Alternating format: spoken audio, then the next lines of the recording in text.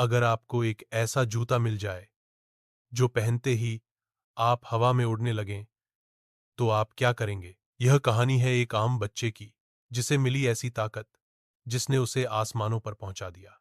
लेकिन आखिर में उसे एक ऐसी सच्चाई का सामना करना पड़ा जिसने उसे जीवन का सबसे बड़ा सबक सिखाया। कहानी शुरू होने से पहले, अगर आप हमारी दिलचस्प कहानियों से आनंद ले रहे हैं, तो अभी चैनल को सब्सक्राइब करें, वीडियो को लाइक करें और बेल आइकन जरूर दबाएं ताकि आपको हर नई कहानी सबसे पहले मिले। अध्याय 1। बाजार की गली में उपहार। रेहान को जूते खरीदने का बहुत शौक था। एक दिन वह पुरानी किताबों वाली गली से गुजर रहा था जब एक दुकान पर रुका। वहां एक बूढ़ा जादूगर बैठा था। यह जूता तुम्हारा इंतजार कर रहा है, लेकिन एक शर्त है, जादूगर ने कहा। रेहान ने पूछा, क्या शर्त? अगर तुम घमंड करोगे, यह जूता खुद ही उड़ जाएगा।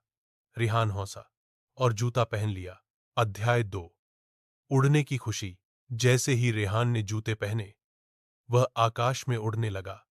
वह पक्षियों के साथ उड़ता, बादलों में छिपता और सभी को नीचे से सलाम करता। मोहल्ले के बच्चे हैरान। रेहान तो सुपर हीरो बन गया। रेहान का घमंड आसमान से भी बुलंद होने लगा। अध्याय 3। बुलबुल नगर की दुर्घटना। रेहान एक दिन बहुत तेजी से उड़ रहा था और बुलबुल नगर पहुंच गया, एक उड़ती हुई बस्ती जहां पर परिंदे और बच्चे मिलकर रहते थे।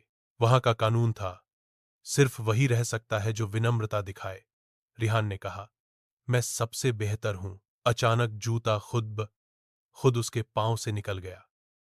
रेहान नीचे गिरने लगा। अध्याय 4। सबक। बुलबुल नगर के बुजुर्ग पक्षी ने उसे बचा लिया। ताकत का जिसके साथ विनम्रता नहीं होती, वह सब कुछ खो देता है, उन्होंने कहा।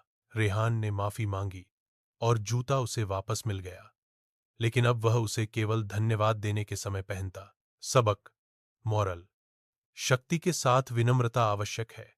घमंड हमेशा गिरा देता है। असली हीरो वो है जो सबके साथ बराबर चले। अगर कहानी पसंद आई हो तो वीडियो को लाइक करें, चैनल सब्सक्राइब करें और अपनी पसंदीदा कहानी कमेंट्स में जरूर बताएं। अगली कहानी में मुलाकात होगी। और गी